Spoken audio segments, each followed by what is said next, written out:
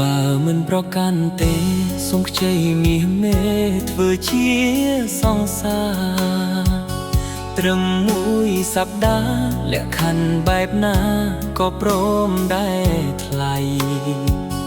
រៀងតូចច្រឡឹងភ្នែកតឹងស្រស់ស្អាតណាស្រីច្រមុះស្រួចស្រលូនជើងដៃដឹងថាចរណៃមិនទាន់មានអ្នកណាបើមិនយល់ទោះទេសូមខ្ចីមាសមេស្រឡាញ់គ្នាមួយផ្លែតគ្រាន់តែជាហេតុអ្នកផ្សេងមើលមកដូចយើងសង្សារ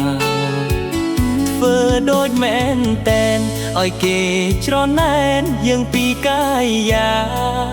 ទៅបោះតង់ជាមួយជីវ៉ាក្តីសុខ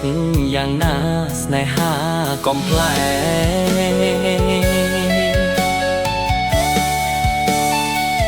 ប្រោះនឹងគេដែរមិនគួរជឿទេគ្មានគេបែតី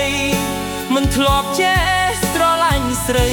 ពេលបានឃើញថ្លៃអារម្មណ៍ប្រែបែបផ្សេងចង់បាបួលវមើលសត្វថ្មជីវិតញ៉ាំហើយរួចគេងរូបភាពស្នេហាត្រឹមការសំតែងបំផន់គេឯងដាក់ការសង្ស័យ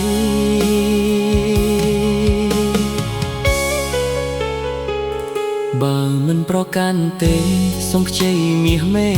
ធ្វើប្រពន្ធបងអួតគេផងមិនឲ្យឆ្កងផ្អែកស្មាកាន់ដៃប្រពន្ធលំសុំមិនបាច់ផ្លូវការក៏បានដែរថ្លៃត្រឹមបងហាញភ្នែកអ្នកដទៃសុំសិតច្រណៃស្រឡាញ់មួយជីវិត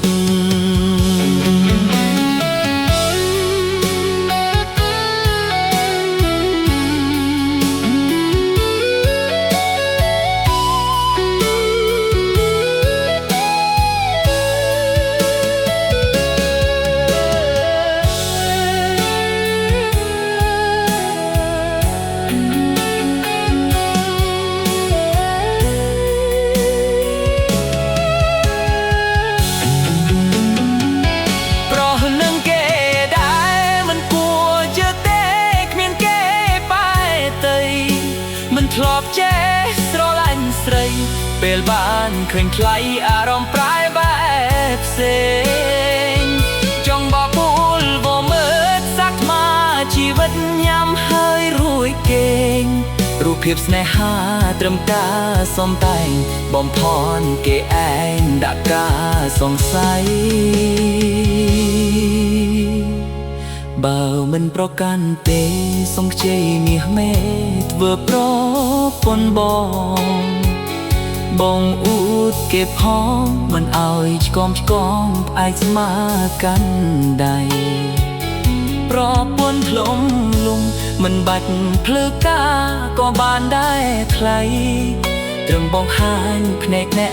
ដទៃសុំសិតច្រណៃស្រឡាញ់មួយ